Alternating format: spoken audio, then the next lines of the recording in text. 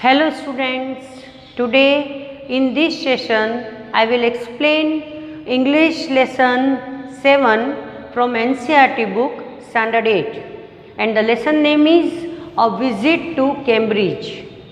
What is in this lesson? Here we will know about the conversation of two great personality and that personality are physically disabled. So that's why what they discuss, what their conversation in with each other, that we will read in this story. So let's start. This is the story of a meeting between two extraordinary people, both of them disabled or differently abled.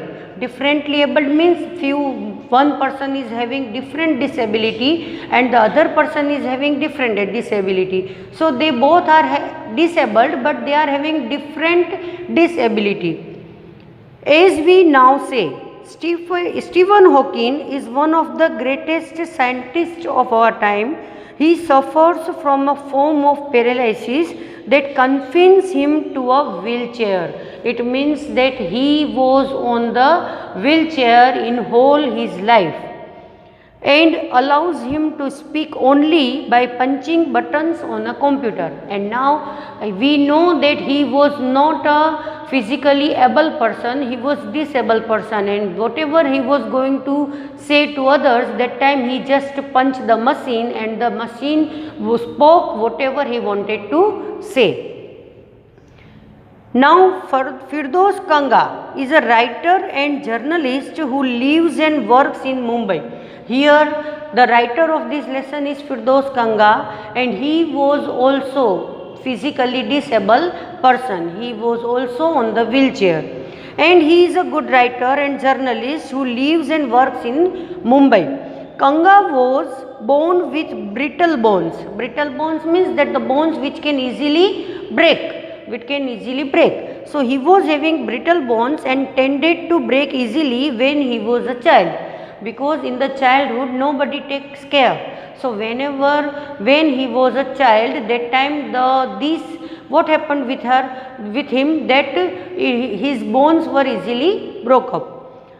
Like Hawking, Kanga moves around in a wheelchair. The two great men exchanged thoughts on what it means to live life in a wheelchair, because it is not easy for us and for others to spend a whole life on wheelchair. Many times the person become nervous and he can go in depression. And now on how that so-called normal people react to his disabled, and here we will know that how they are feeling about themselves and how the common people think about the disabled person. So let's start the story, let's start the conversation what they are doing.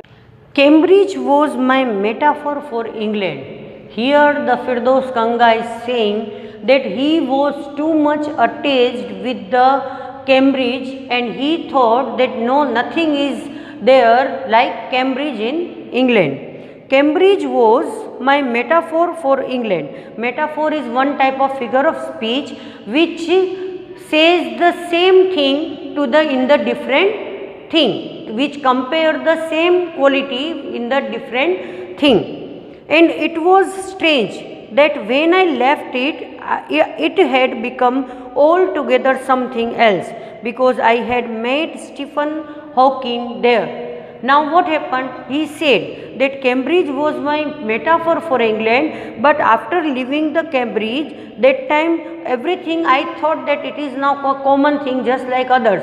But after meeting Stephen Hawking, my thought was totally changed. It was on a walking tour through Cambridge that the guide mentioned Stephen Hawking, poor man who is quite disabled now, though he is worthy successor to Isaac Newton, whose chair he has at the university. Now he was because Firdaus Kanga was also on the wheelchair, so he was having a guide. And the guide said that there is a Stephen Hawking he was a disabled person but also a great successful man. and whose chair he has at the university, and now he was on the in this Cambridge University.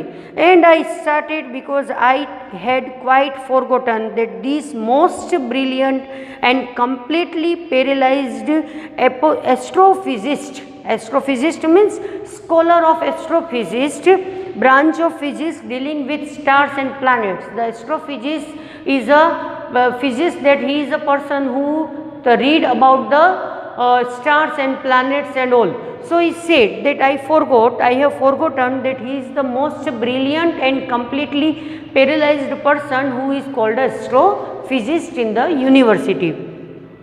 And the author of A Brief History of Time, one of the biggest bestseller ever lived here.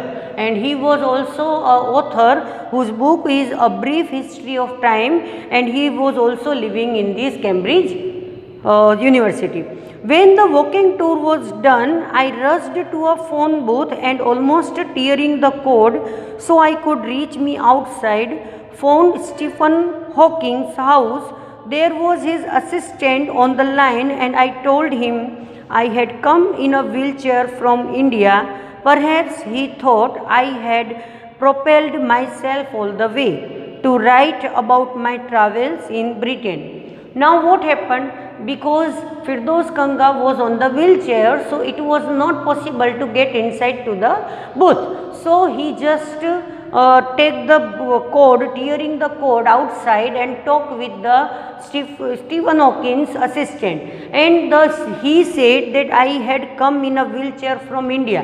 So here the funny sentence was given in the bracket, that I thought that might be assistant thought that I came on wheelchair from India to England and myself all the way, and to write about the travels of Britain. So that's why he thought that it is a funny way, and he thought that I came from India on the wheelchair to meet Stephen Hawking. Now I had to see Professor Hawking every 10 minutes would do. Half an hour, he said, from 3:30 to 4. Now he gave appointment to Firdaus Kanga that you can meet him from 3:30 to 4 o'clock. And suddenly I felt weak all over. Growing up disabled, you get fed up with people asking you to be brave, as if you have a courage account on which you are too lazy to draw a check. Obviously, the person always encouraged the disabled person, and he said that you are very courageous person and you can do it. But if someone told us to do waiting or something else, that time we felt fed up that we have to, and that person got tired. But he said that even the person are saying that we are having courage account, but that time I am very lazy to draw a check from the account of courageous. The only thing that make you stronger is seeing somebody like you achieving something huge. And the disabled person always feel depression, always having depressed, because when he saw the person who is totally able.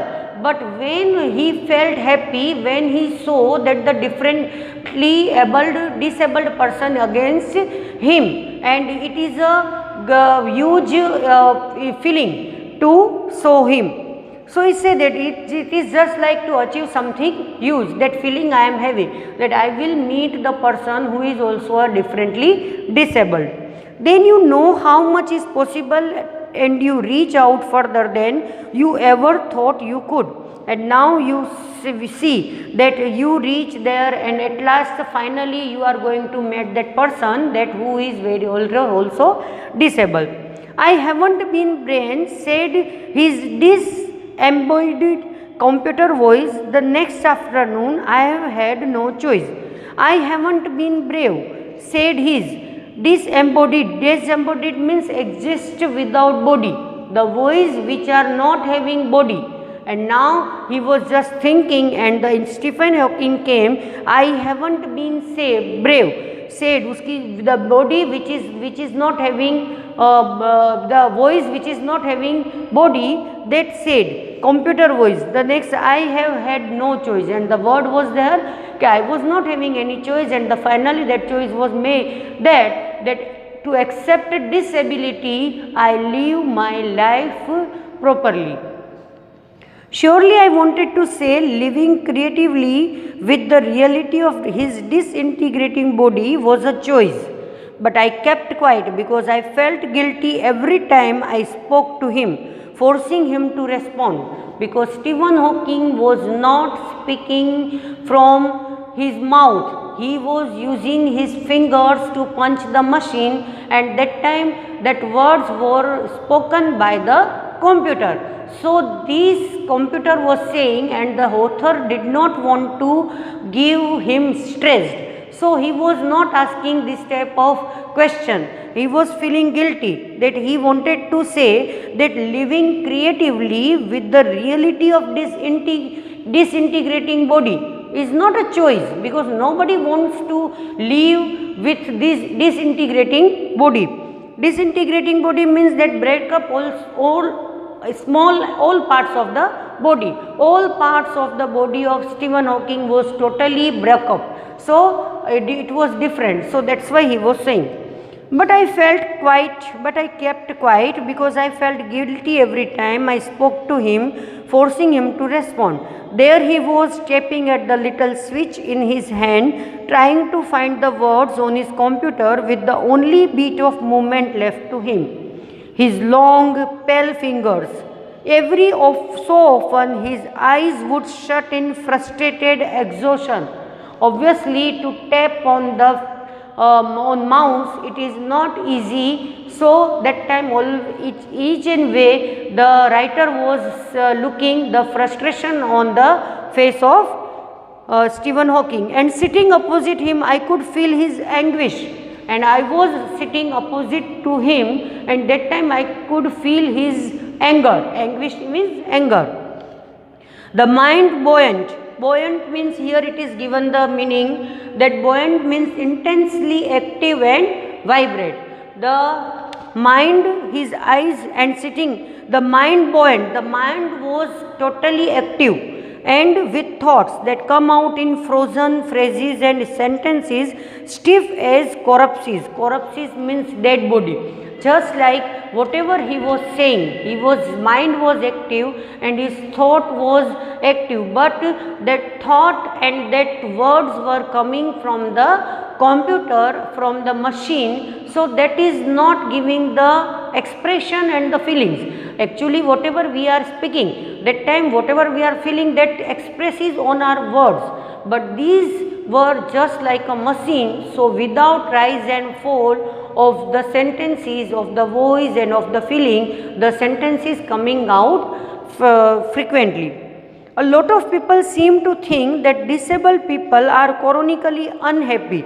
Chronically means habitually, because they are not in a good way.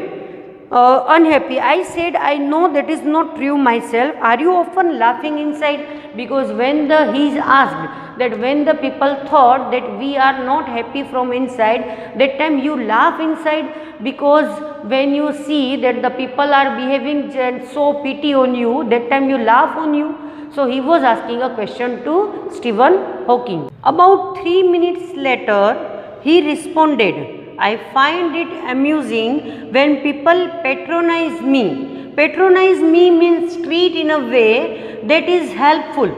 Just many of the times what happened, when we laugh on others, that time that person is feeling guilty, and that time he decided to be a strong person. So that time he said in this way that after 3 minutes he responded that I find it amusing when people patronize me. And do you find it annoying when someone like me comes and disturbs you in your work? Because he asked that many of the times he was not only one person, Firdaus Kanga was not only one person, that he came to meet Stephen Hawking and disturbing him. He said that many people wanted to meet you and disturbing you. So that time did you feel anger? That time you feel anger?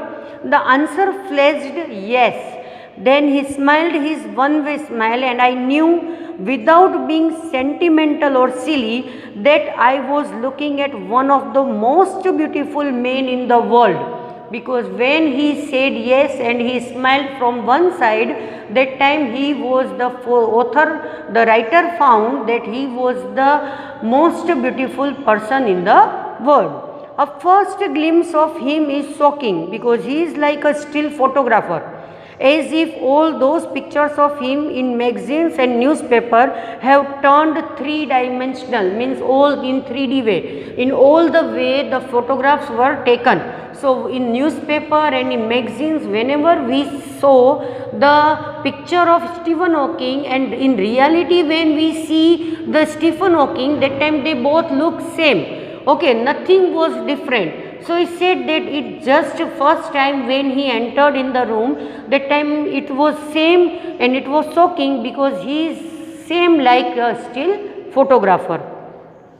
Then you see the head twisted sideways into a slump, the torso shrunk inside the pale blue shirt, the vested legs. You look at his eyes which can speak still, and they are saying something huge and urgent. It is hard to tell what. Now here he is describing the Stephen Hawking, and he is saying that he was just like looking just like a photo, and when you see when the head, his head was twisted one side because to fall one side, he was into a slump, and the torso shrunk inside the pale shirt. The upper part of the body was inside the pale shirt because his shirt was here and it is totally covered. The vested legs means the legs which were limping means to hang. You look at his eyes which can speak, and the eyes he was describing, the eyes that which is speaking, that is still, and they are saying something huge and urgent, just like that they are speaking. His eyes are like that, and it is hard to tell what, because it is very difficult. The eyes are moving, and that wanted to say something huge and urgent, but we can't say that what he wanted to say. But you are shaken because you have seen something you never thought could be seen. Before you, like a lantern whose walls are worn so thin, you glimpse only the light. Inside is the incandescence of a man. Now incandescence means that inner glow or light. When we see the lantern, its walls are making with the glass, and the light which is inside it are giving reflection to us. So it is saying that its light, it's the inner glow or inner light was reflecting from his lantern walls, means the body of the Stephen Hawking is just like a lantern which is transparent, and the whatever inside, his brilliance, his everything, the quality which he is having, the inner glow, everything was appearing outside with his body. The body, almost irrelevant, exists only like a case made of shadow. It's just that he say that body is not connected to the integral in the inner glow, because it is just like that, it is sitting, it is just like a shadow of that person. So that I know believer in internal souls know that this is what each of us is. Everything else an accessory, the soul and the everything, the which the person is having, the body parts, the soul, everything is all is a accessory. It doesn't mean to anybody else. Then what do you think is the best thing about being disabled? Now he asked that what do you think, what is the importance, what is the there is a important thing to being a disabled person, because a person who is totally able, he is perfect and he is having no disability, he can achieve anything, and because he is perfectly all right. So what is the benefit? The person who are disabled, he wanted to tell him that what we can say. Okay. Then he said, I don't think there is anything good about being disabled. He replied that there is nothing good to be a disabled. I said, you do discover how much kindness there in the world. Yes, Now the Kanga asked, then I think that if you are differently disabled person, then you will get the kindness of whole world will show you pity. Okay, and then the person said, the Stephen Hawking said, yes, it was a disadvantage of his voice synthesizer that it could convey no inflection, no shades or no tone. Now he said that what happened, that yes, he said, and there was an electronic machine, because yes, it came in the reflected on the computer machine, and that time there was nothing that he was said, but it can, the person Firdaus Kanga can felt it very easily, because it is said that it is a disadvantage in his voice. Even the voice is having no inflection, no shadows or no tone, and I could not tell how enthusiastically he agreed with me, and I could not tell how enthusiastically he agreed with me. Every time I shifted in my chair or turned my wrist to watch the time, I wanted to make every one of our 30 minutes count. I felt a huge relief and exhilaration in the possibilities of my body. How little it mattered then when I would never walk or even stand. Now he said every time each, because the only half an hour was given to Firdaus Kanga. So he was continually watching he was continually observing the time so that he can move from there. And now he said that I felt after meeting the Stephen Hawking, he was feeling a huge relief and excitement in the possibilities of my body, that even I cannot stand and walk, then also I can achieve everything. I told him how he had been an inspiration beyond cliché for me and surely for others. I told him how he had been an inspiration beyond cliché for me and surely for others. Did that thought help him? Now he said that you don't know that how you are so inspiration for me and for the other person, and this thought help him. Is this thought help him? No, he said. I thought how foolish I was to ask. When your body is a claustrophobic room and the walls are growing narrower day by day, it doesn't do much good to know that there are people outside smiling with admiration to see you breathing still. Claustrophobia means very small and suffocating, and here is abnormal fear or being is enclosed space. Now here he said that it doesn't mean when we are claustrophobic body day by day coming closer to closer, and that time we could not think that how the people outer side, the people in the world, the people are thinking for us and they are inspiring us, they are inspired from us. So we could not, this thought having doesn't help us to stand. Is there any advice you can give disabled people, something that might help make life better? And now the Firdaus Kanga said that any advice did you want to give to the disabled person so that they can it can help them to make the life better? They should concentrate on what they are good at. If the person is disabled, that doesn't mean that everybody thought to or think to become the Stephen Hawking or anybody else. Whatever the qualities you are having inside you, that quality you should be expert in that quality. Now so he is saying here that they should concentrate on what they are good at. It doesn't mean that the other disabled person is earning money or getting fame in this way, so I should go on that. But the whatever good in you, that should be more important.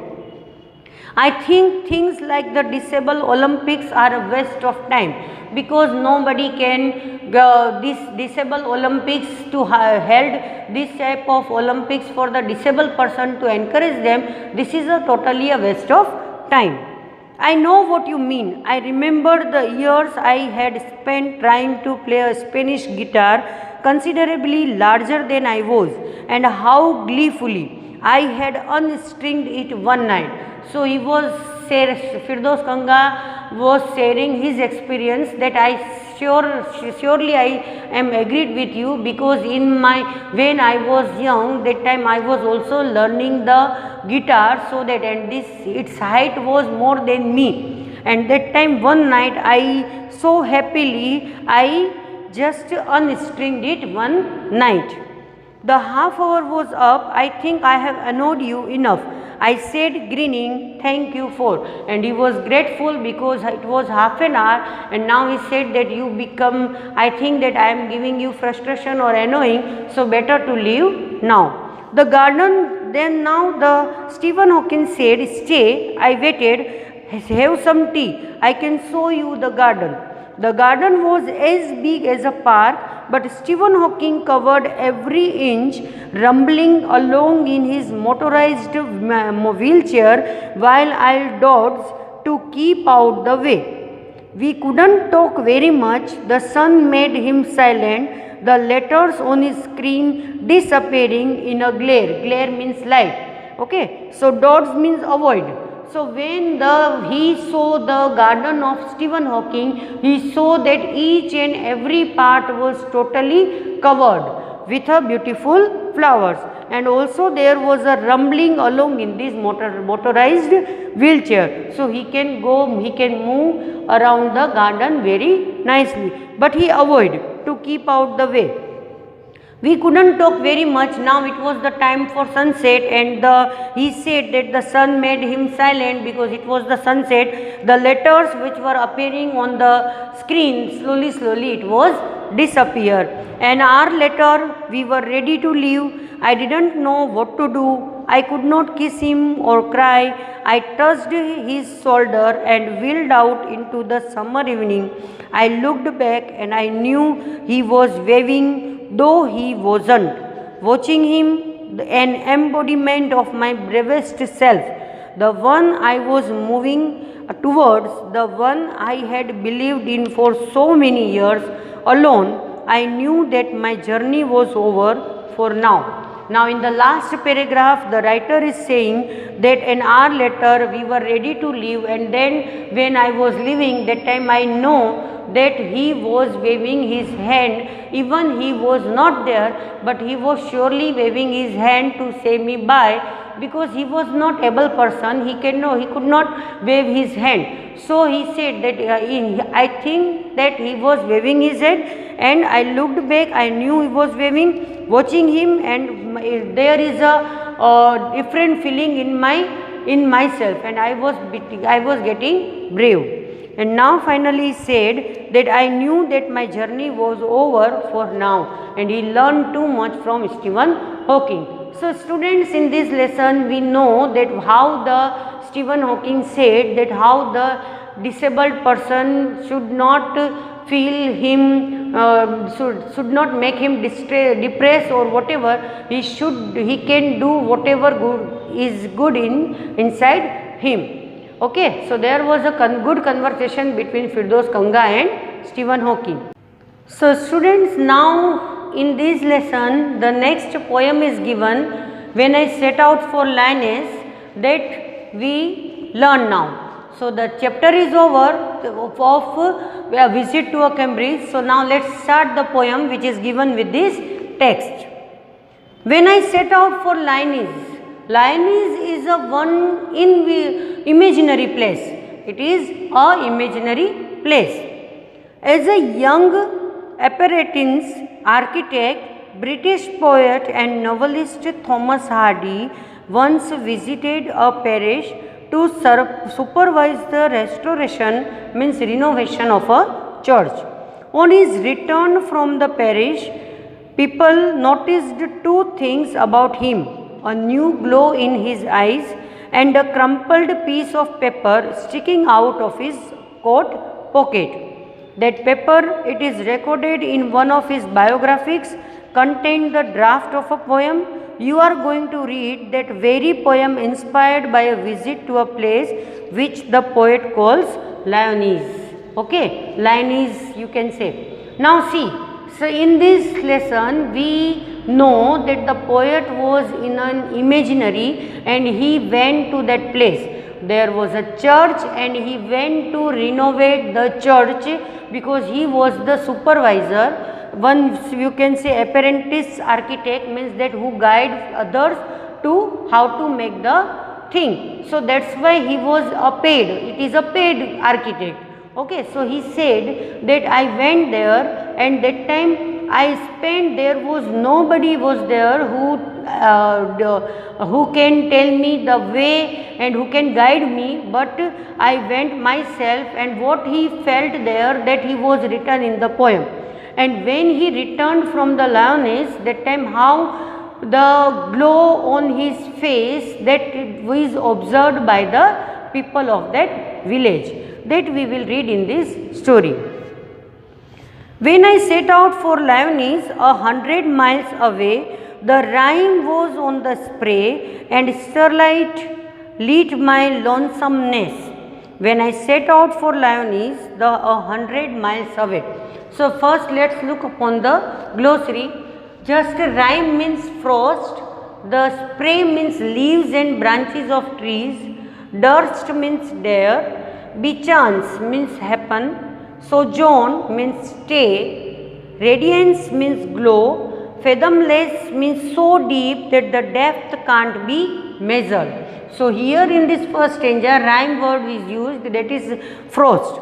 So it is said that when I set out for Lyonesse, 100 miles away, it is 100 miles away, and now the rime was on the spray, on the leaves of, on the branches, there was a frost which is spraying on the leaves and branches of the tree. The starlight lit my lonesomeness. Lonesomeness means loneliness, and that time when I was going alone, that time the starlights were lighting my way.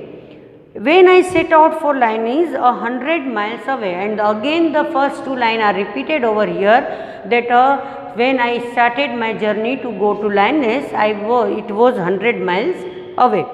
What would be chance at Lyonesse? Find by chance. This is just a opportunity to go out there, while I should sojourn there, and I was going to stay there. No prophet durst declare. The prophet means a person regarded and inspired teacher. No person guided me that was which type of place it was and what will happen with me there. So nobody was there to guide me, nor did the wisest wizard, means a great intelligent person, nor did the wisest wizard guess what would be chance at Lyonesse while I should sojourn there. So what would happen there, which chance means happen, that so nobody was there to guide me, to tell me that what would be happen there when I am going to stay at Lyonesse. When I returned from Lyonesse, in the third stanza the writer is saying that when I was returning from Lyonesse with magic in my eyes, there was a magic in my eyes, all marked with mute surmise. Guess, surmise means guess, to guess. They were with silently, they were just observing the glow in my eyes. My radiance means glow, my radiance rare and fathomless. It was very rare and it was so deep that nobody was able to measure it. So my radiance rare and fathomless when I returned from Lyonesse with magic in my eyes. So here the students, here the writer is saying, it is written by Thomas Hardy, and he is saying that when I visit to Lyonesse, which is an imaginary place, and there I went to do my architect work, that time nobody was there to guide me because it was totally a different place. And when I returned from there, the villagers observe a glow and a light in my eyes, and there was also a paper crumpled which was in his pocket, and the poem was written on it, that how he felt there. So it is this poem like this. So here students, I just end my session, and I hope that you understand very well and the story of a visit to Cambridge and the poem when I set out for Lyonesse. We will meet again in my next session. Till then, goodbye, take care.